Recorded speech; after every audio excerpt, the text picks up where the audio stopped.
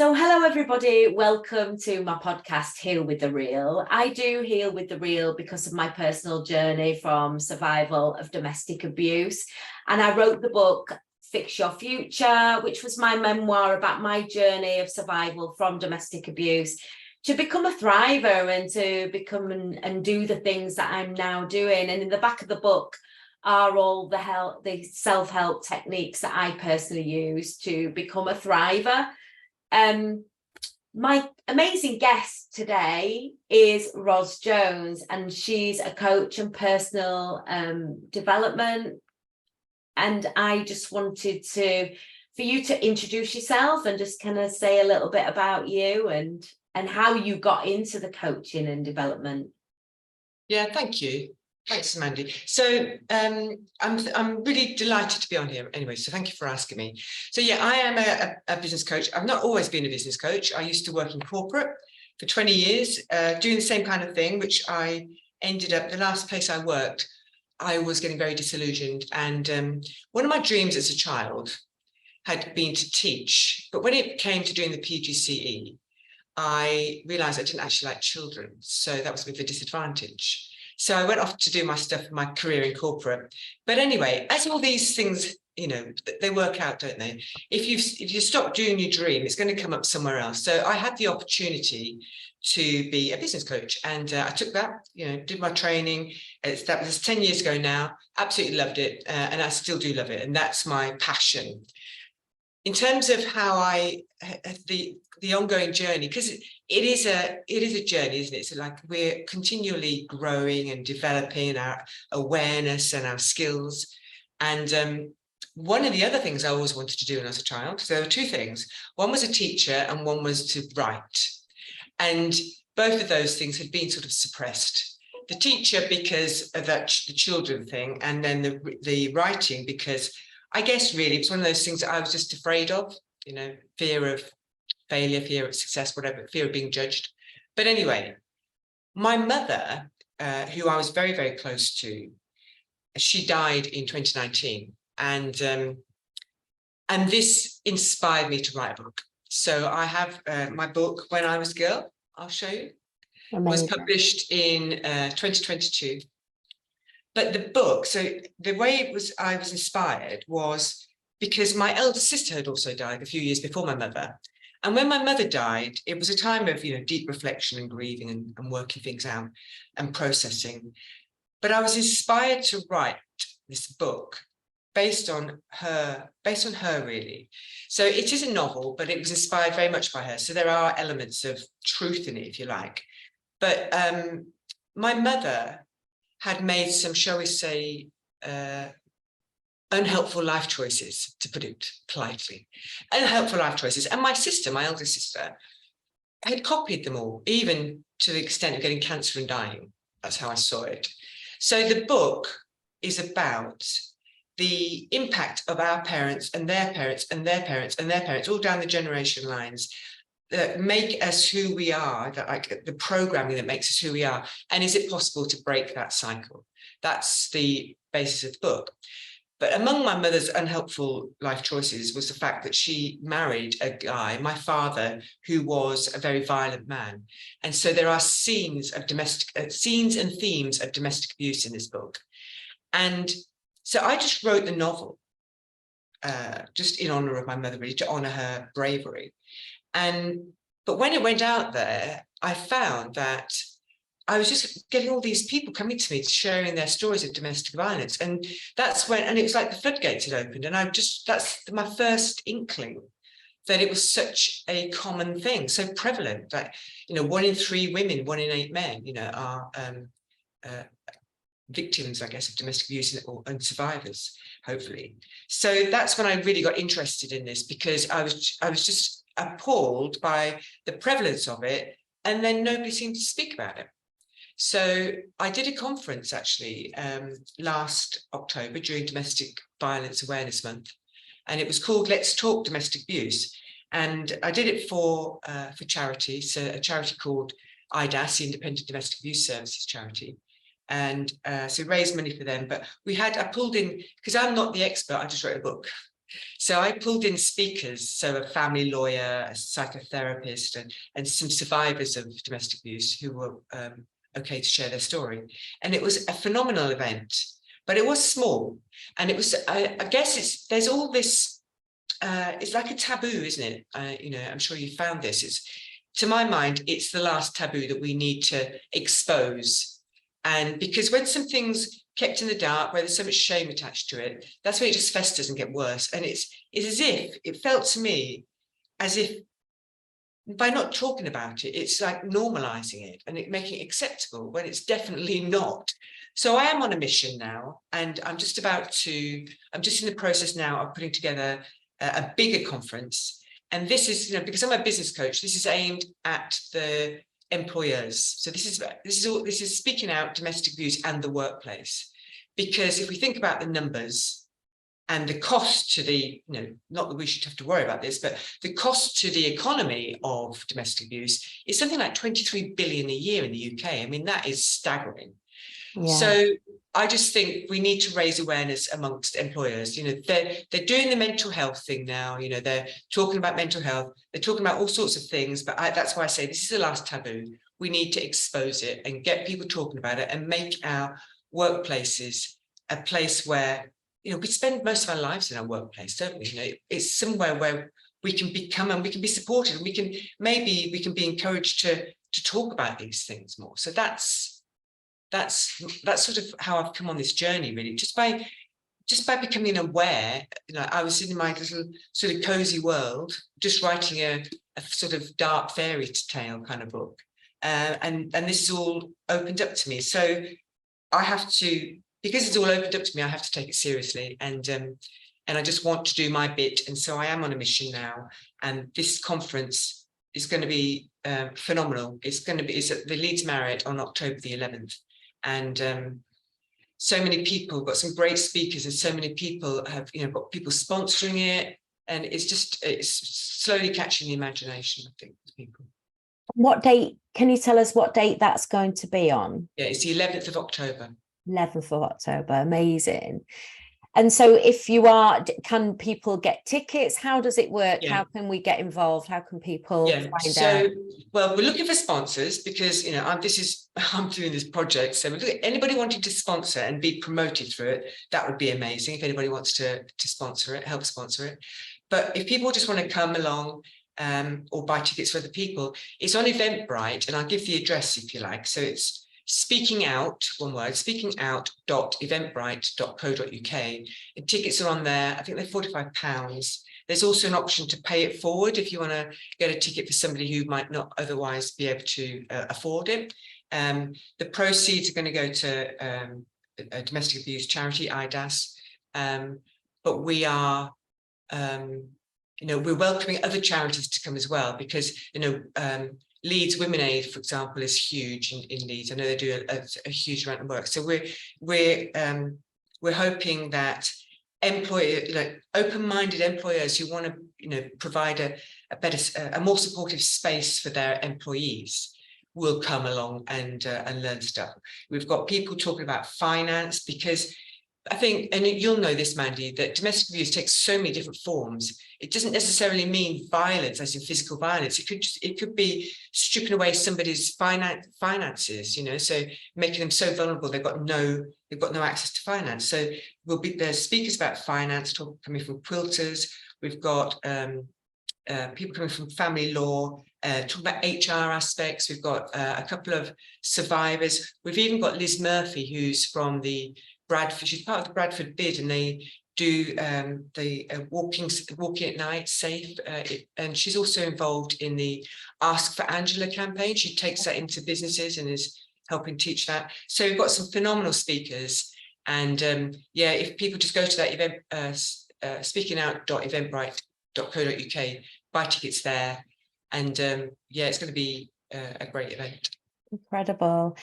Just for the viewers, Ask for Angela is basically a warning sign that a lot of if you're out on a night out or you're in a pub and you've maybe had a blind date with somebody, or you're feeling uncomfortable in any way, you can go up to the bar staff, and most bar staff will know. If you go up to them and say, ask for Angela, they will know exactly what you mean, and they'll know that you'll get help, and they can support you to keep safe, basically. So that's what Ask for Angela for any viewers that don't know. When you're speaking about your book, because I'm going to go right back, when you were talking about your book and your writing, were you writing it from a point of you feeling that child? Yes. So it's yeah, and I've had people comment half. So the book is I think there's 6 parts to it, but half of the book is made up of part 1, which is all about, it takes it from the moment the child is the narrator, and basically starts off speaking, writing, sounding like a child. So, 2-year-old child. So it's seen through the child's eyes. So it's very naive, but wise as well, because it's just saying it as it is. It's got no filters, So yeah, definitely as a child, and then the child gets older. So the first part is from conception to off to university. Okay. But also, and the child's voice changes as she grows up. Yeah. And then you wrote, did you feel like you wrote that from within your heart of how you felt in that time? So I wrote, it was a very strange experience, and I don't know how you found it when you wrote your book. Yours is non-fiction, isn't it? Yeah, mine's a memoir. Yeah. So mine is fiction, and it's but it is based on some truths, obviously, because it was inspired by my mother. But when I wrote it, it flowed. I wrote it so quickly. It was as if, I know this sounds a bit weird, so apologies to viewers who think this might sound weird. If you haven't written a book, I don't know. Anyway, I'll just say it. It felt as if I was being channeled by a small child. That's how it felt when I was writing the book. It just flowed. And, some of it's I find some of it quite funny. It's actually available in Audible from August the 14th. And so I actually read the book, and I think there must have had to be quite a lot of editing in that, because I did find myself laughing out loud quite a lot. There's also, it's sad as well. It's sad and sad and funny, and I hope it's inspiring. And it's set in the first part is set in, it opens in the 60s, so there's a lot of social history in there as well. Yeah. And people find it interesting from that point of view. And I think people just take different things from a book, don't they? Just basic on what's going on in your own head, in your own world. Sure. And I love the fact that, it flowed, because for me, with my first book, it just absolutely spewed out, and it was just like this page dump for me, and it couldn't come out fast enough. Yeah. And even though there's some things that I'm very open and very vulnerable about, I'm glad I got it out onto paper. I know I sat on it for a long time, for 6 months, but I got it out, and like you, I put my book into audio version because I felt like I needed to do that so that it could be accessible for all. Yeah. But I'm so pleased to hear that you read yours yourself, because yeah. I did mine as well. Yeah. And it kind of made me think, well, do I get somebody else to write it, or do I do it coming from me? And I really felt, for me, it had to come from me, the yeah. author herself. So I'm really pleased that you did you're doing yours, you've done yours, and it'll be ready on the August the 14th, you said. Yeah. Amazing. Yeah. So going back to, you said that you were a business developer, and that was your journey into coaching. What threw you into that? Because you didn't say, you kind of just hit on to going into coaching, yeah. but you didn't say what that change of direction was at that time. Okay, so this was my first conscious experience of serendipity, if you like. So this is how it worked. Right. I was working in corporate. The last job I had a very senior role. I earned a lot of money. So in all respects, I used to travel around with all my expenses and whatever paid. So it would have looked like I had a great team I worked with. So it looked like I had an amazing job, which I did. But I was deeply unhappy, and it was really to do with the culture of that place. My immediate line manager had his foot firmly on my head, and it wasn't. I was increasingly unhappy to the extent that I actually became physically ill, and with wondering what's wrong with me. I lost so much weight. I thought something was wrong with me. Went to the doctors even to get checked out, and I was fine. So I realized, okay, this is mental. So I knew I had to leave, but I found myself applying for the same kind of job that I'd done for the last 20 years. And I realized I don't want to do this anymore. So once a year, I always go away with a girlfriend of mine she works in HR. And something amazing always happens actually. But on this particular year, we were driving to our destination, and I was sharing with her my problem, which was, I don't know what to do. I just need to leave this. I don't want to do the same thing, but what do I do? So she was asking me all the HR kind of questions. And we came to the conclusion that I needed to work for a training organisation. I think, oh, of course, I always wanted to be a teacher. Back to that. Anyway, literally, so we agreed I needed to go and work for a training organisation because they were the skills that I enjoyed most. And then the phone rang, my mobile phone rang 10 minutes after we'd had this agreement. And it was somebody suggesting to me, would I like to buy a business coaching franchise? Wow. And it was just like, of course I do. I didn't say yes then. Obviously, it took a while to do the due diligence stuff, but yes, I did. So that's how it happened. Because I realized, this is what I'm meant to do. So I'm not in that franchise anymore, but it was an amazing opportunity. It turned my whole life around and put me on the path I'm on now, really. Isn't it funny how these serendipitous moments happen and come knocking at our door when we're least expecting it? And, you can be doing one thing one week, and then the next thing, something comes into your life that is just incredible and takes you on a different pathway. It's just amazing that things like that happen. And I do really believe that they happen for a reason. I do. And it's the same with this book. So my book was published on International Women's Day last year, 2022. And I had been asked to speak at an event here in Scarborough at the Stephen Joseph Theatre. And my publisher had sent me a little box of books, and they were just at my door. And just as I was going out the door to go and speak, I picked up a book and I thought, right, I'm going to give this as a prize to somebody who comes to my talk. So I did warn them. I said, it contains some scenes that might trigger some people. So I did warn them. But the person who won it, I had a chat with her afterwards. She worked for IDAS. Oh, wow. And that was my first encounter. I'd never heard of them before. And that was the first thing. And then, of course, they pop up everywhere afterwards. So I'm a big believer, as you are, Randy, in these signs and signals. And I think, we risk ignoring them, but I think if you do ignore them, they'll come up somewhere else because you are supposed to do this. So I am very open to recognizing signs and signals. Yeah. Something else that you mentioned and you hit on around the shame and the guilt and the fear, of survivors of domestic abuse. That is so true. For me, again, that 6 months of just sitting on this book, I'd written this book and had not kind of published it. I've published it, but not gone public with it.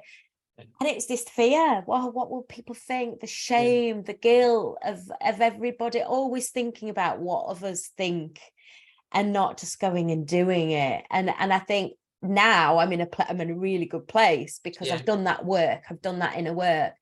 But for a long time, that shame and that guilt sits with us. And it's still, to this day can keep popping up its ugly head. But it's just knowing to have those tools. Going back to when you said your mother passed away, how did you deal with that? Because that must have been a terrible time in lockdown. And did you have tools that you used that helped you through that trauma? Well, it actually happened just before lockdown. So she died in 2019. Okay. And I'm so grateful for that, because if it had happened a year later, I wouldn't have been able to go and see her. And the fact was that she'd been ill she was diagnosed with cancer in 2013, actually, but it wasn't supposed to be terminal. And so she had operations and it was cleared, but it came back. Obviously, she hadn't dealt with the root cause, it came back. So, and then she had all these endless cycles of chemotherapy, some of which her body couldn't endure. Others helped a bit and kept her going for longer. She was always really positive, though. And her quality of life was good right up until about 6 months before she passed away. But I knew, she told me in January 2019 that there was nothing else they could do for her. And she lived down south, so she's like about a 4-hour drive to go see her. But when she told me that, I decided that I was going to spend every weekend with her. So, and I asked her permission, and she was very happy. So every single weekend, whether it was just for a couple of hours or whether I stayed overnight, I went down to see her, and we just sat together, depending on how well she was feeling. Sometimes we just sat on the sofa listening to the clock and just chatted every now and again. But because I did that, when she actually died in April 2019, I was completely at peace. We'd said everything we needed to say to each other. I was with her as she died, and she died in quite a shocking way, actually, but that took a bit to process. But I think it was afterwards, so how I dealt with it. I think because I'd been with her, spent the time. I think a lot of times when somebody you love passes away, sometimes it's guilt that you weren't there, or you didn't see, they didn't spend enough time. But I had none of that because I did all of that, and so everything was fine, and we'd said what we needed to say. But I think it was afterwards. I found myself missing her so much. I remember going home. I was sitting in my office, and I went home because she was the only one who used to ring our house, because everybody rings on mobile now. She used to leave messages on our house phone. So I actually remember the day after I came home after she died, I went home just to listen to all the messages on my phone, on my house phone. And my husband is forbidden from ever deleting them. Every now and again, I just listen to them. There's about 8 messages on there. And so I can still hear her voice when I want to. But I think the biggest way I dealt with it was by writing this book. And it was something, writing and reading were things that she really encouraged me to do when I was very small. And she wouldn't have liked what was in the book, actually, but she would have been so proud of me that I'd written this book.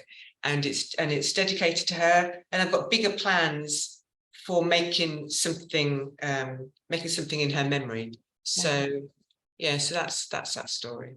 Nice. And it, getting everything out onto paper for me was a page dump, and it just really helps. I know it helped me so much to just make sense of things. Yeah. And so I completely get where you're coming from. That writing that book really helped you with that process as well. Yeah. For me, like, I can look through every part of my growing up, right from age 7 right up to this day, and think about all the small traumas that we gather up in our lifetime, and be able to just process them and understand them and make sense and just move on. Yes, move exactly. on and let go, because that's the thing. We hold on to all these things, don't we, for so long. Yeah.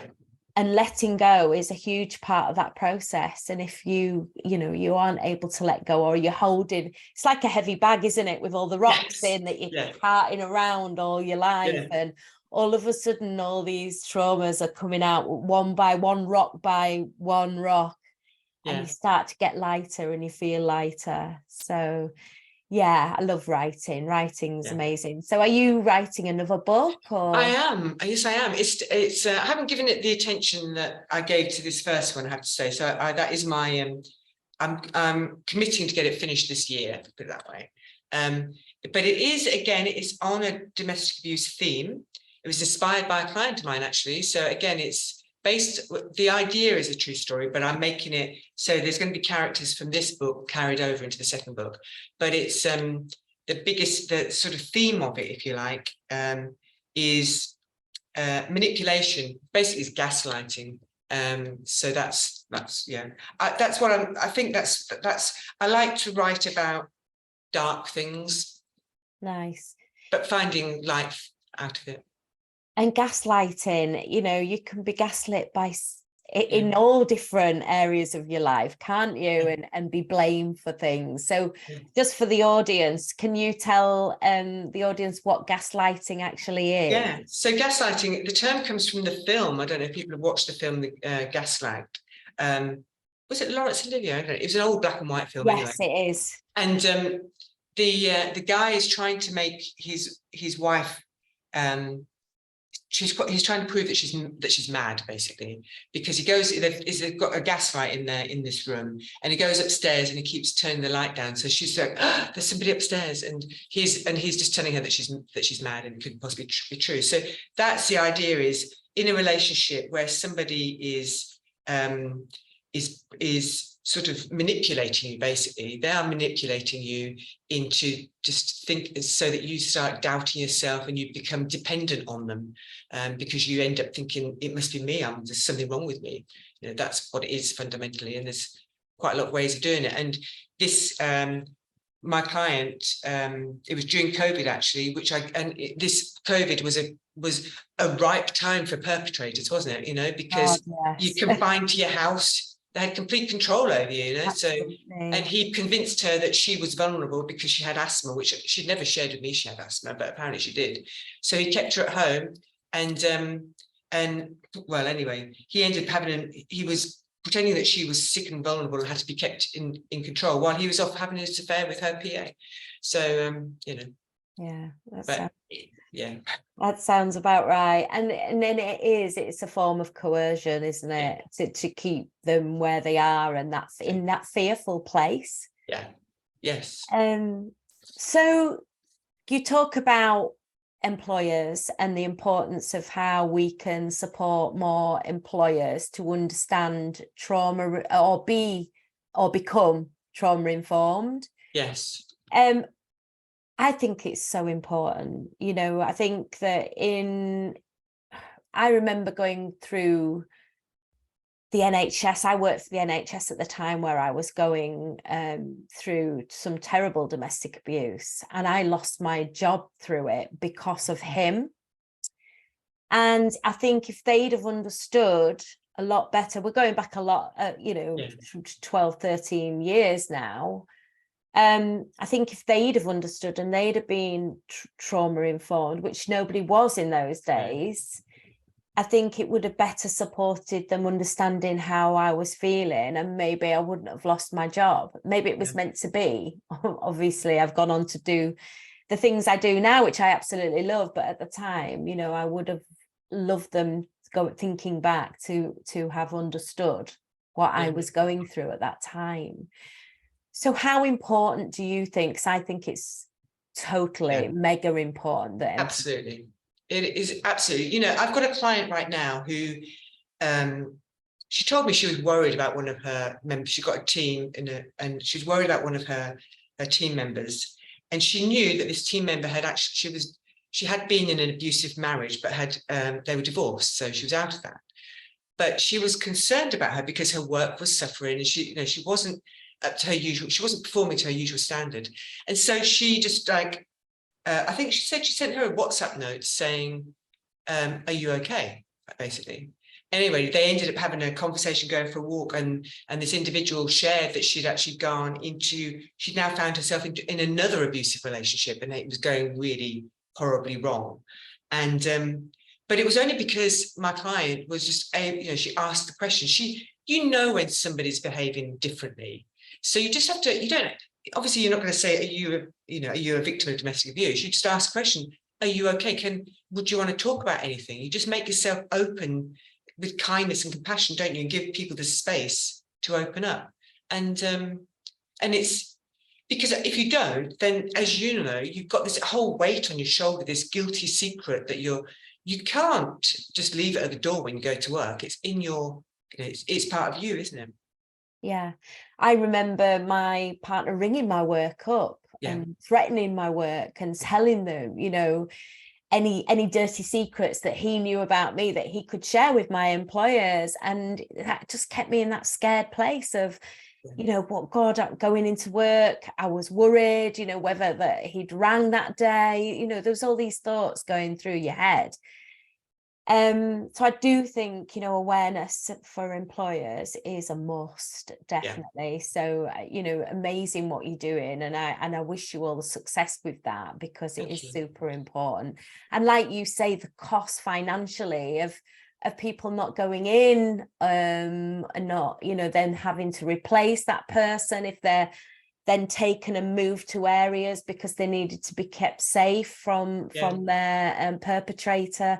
There's all these costs, the court costs. It's just it's this snowball effect of you know, the cost to society. It's the financial cost, and it's also the cost to our lives. So I think stats are, I think 30 women every single week contemplate suicide. And of those 30, 3 actually do. You know, that is just shocking as well, isn't it? That they're so desperate that that's what they have to resort to. So I think whatever we can do in the workplace to help with this, whatever we can do, even if it's just making sure that, I've seen it, people are doing it. You know, I went to Morrison's supermarket this morning. On the bottom of my till receipt, it was saying, "Are you a victim of domestic abuse? Ring this number." You go to HSBC, and on the cash machines, it's got the same message. So people are doing it, but we need it to go. We need it to go far and wide, and not just for big corporates to do this. We need SMEs to be doing this as well. You know, if you've got more than 4 people in your team, then you've got somebody there who's suffering from domestic abuse. Absolutely. There's two women are murdered every week, nearly the same as men, by their partners. So, you know, it's just so important. And the wait lists, even the wait list for it to be accessible, you know, different languages and interpreters that, you know, women, refugees and asylum seekers are coming for support, and they're having to wait all this incredibly long time because there's nobody to translate and understand and be able to give them that really needed support. There's so much more to be done, I know. But you know, you're doing your bit, you're doing in October. What's next then after that? Oh, well, my intention is that this October conference is going to be, I was talking about it yesterday, this is going to be the event of the year that everybody's going to be looking forward to for inspiration, because it's not, you know, it's not all about the stats, the horrors of it. It's an empowering event. People are going to be, leave feeling inspired and with some things that they can do immediately. It's going to be a really uplifting event. So that's what I'm hoping. That's what my hope is for it. But then after that, you know, who knows, watch this space. Incredible. Well, I just want to thank you so much for coming on Heal with the Real. You've been an incredible guest, and I just can't thank you enough for doing what you're doing to help more survivors and you know, victims of domestic abuse. So thank you so much, Ros, for being a guest and coming on Heal with the Real. Have you got any final words before we close? My final words are like, let's do this. So we talked a bit about fear holding us back. What we need to be doing is shining our light to help other people lift themselves up as well, because fear is the worst emotion. It's the worst. It's the emotion that keeps us small. We need to be shining our light, get out of it, and shine our light so that other people can too. Yeah. And quickly, just before we shut, you did say about women going into these continuous abusive relationships, and it's really about understanding what are the signs of unhealthy relationships. I know for me, I had to go away and do that learning and really understand what those signs were, and I think that's so important. Yeah, it is. And so people need to read your book for some help with that. Absolutely. Ros, thank you so much. Thank you.